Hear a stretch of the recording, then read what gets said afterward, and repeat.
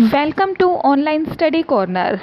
Dear learners, आज के इस लेक्चर में हम जॉन मैंडेविल और उनकी famous book voyage and travel of sir John Mandeville को डिस्कस करेंगे। ये बुक सर जॉन मैंडेविल की उन होली पिलग्रिमेजेस का डिस्क्रिप्शन देती है जिसके दौरान उन्होंने बहुत सारी वंडरफुल और अमेजिंग थिंग्स को सुना और देखा, और उन्हीं का डिस्क्रिप्शन उसने रीडर्स के साथ शेयर किया। So without any delay let's watch this interesting video.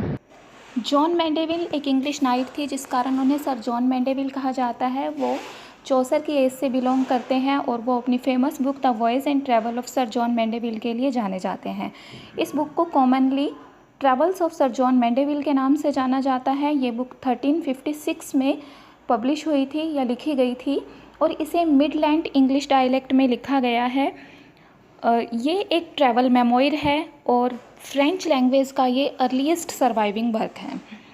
Travels of sir John मैंडेविल Odoric और मार्को पोलो की कंपाइलेशन है। पहले इसके सोर्स का पता नहीं था, लेकिन अब माना जाता है कि ये ओडोरिक और मार्को पोलो की कंपाइलेशन है। ओरिजिनली इसे फ्रेंच में लिखा गया था, लेकिन इसके बाद इसे बहुत ही स्पीडीली लैटिन में ट्रांसलेट किया गया, और उसके बाद इसे बहुत सारी लैंग्वेजेस में ट्रांसलेट किया गया, जिनमें कि इंग्लिश भी इंक्लूडेड है।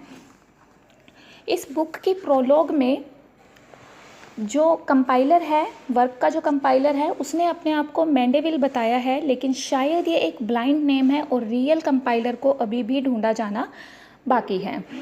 प्रेजेंट टाइम पर इस बुक की 300 कॉपीड मैन्यूस्क्रिप्ट्स हैं, जो कि अलग अलग लैंग्वेजेस में लिखी गई हैं। इसे ओल्ड वंडरलैंड के नाम से भी जाना जाता है। यद्यपि ये एक ट्रांसलेशन है, लेकिन फिर भी इस बुक को first pros work in modern English language कहा जाता है।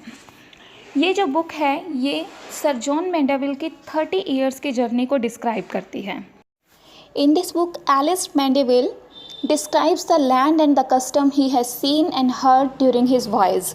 इस बुक में वो डिस्क्राइब करता है उन कस्टम्स को, उस लैंड को, उन दृश्यों को जो उसने या तो सुने थे या फिर देखे थे अपनी यात्रा के दौरान, और वो वंडर व्यक्त करता है, वो हैरानी व्यक्त करता है उन दृश्यों के बारे में, और कहता है कि many things he has seen himself and tell अस।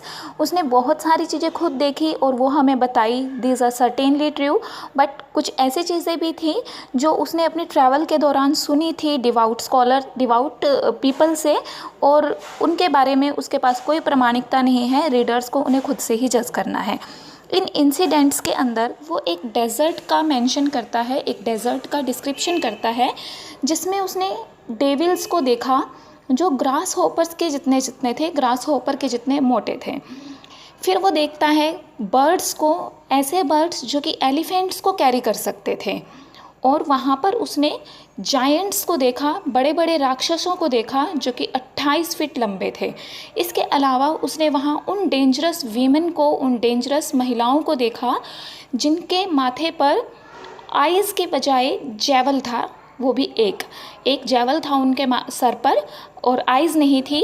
और ये जो महिलाएं थी, ये जो वीमेन थी, ये अगर घृणा से किसी पुरुष की तरफ देखती थी तो उसे मार सकती थी, जैसा कि एक बेसिलिस्क नाम का एनिमल कर सकता है।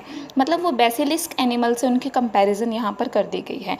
इसके बाद राइटर ने यहाँ पर फोक ऑफ इथोपिया का मेंशन किया है। फोक ऑफ इथोपिया या इथियोपिया के पीपल के बारे में वो बताता है कि उनके पास सिर्फ 1 लेग थी। They had not 2 legs, they had only 1 leg। और ये जो 1 leg थी, इसकी मदद से वो एक्स्ट्रा ऑर्डिनरी स्पीड के साथ होपिंग कर सकते थे, फुदक सकते थे। और उनका ये जो एक पैर था, ये इतना बड़ा था कि जब वो लेटते थे तो अपनी बॉडीज़ को सूरज की धूप से बचाने के लिए, छाया करने के लिए इसे उठा लेते थे और छाया हो जाती थी। दैट मीन्स वो अपने पैर को उठाकर सूरज को ढक सकते थे।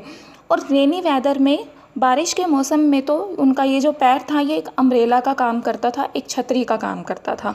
और इस तरह से बहुत सारे ऐसे दूसरे इंसिडेंट्स भी राइटर ने हमें यहाँ के बारे में बताए। इस बुक के एंड में राइटर उन सभी लोगों से एक प्रॉमिस करता है जिन्होंने कि उसके लिए प्रेयर की है। अब ये प्रॉमिस क्या करता है इन लोगों से? ये प्रॉमिस करता है कि मेरे द्वारा की गई सभी होली पिलग्रिमेज के बदले मुझे जो भी हेवनली ग्रेस मिलेगी उनमें से एक शेयर मैं उन लोगों को दूंगा जिन्होंने कि मेरे लिए कभी इस यात्रा के दौरान प्रार्थना की है। तो इस तरह से ये जो इंटरेस्टिंग बुक है ये एंड होती है इस प्रेयर के साथ। एंड आई थिंक आप सभी ने इस लेक्चर को बहुत इन्जॉय किया होगा because the story is no doubt very interesting. Thanks for watching.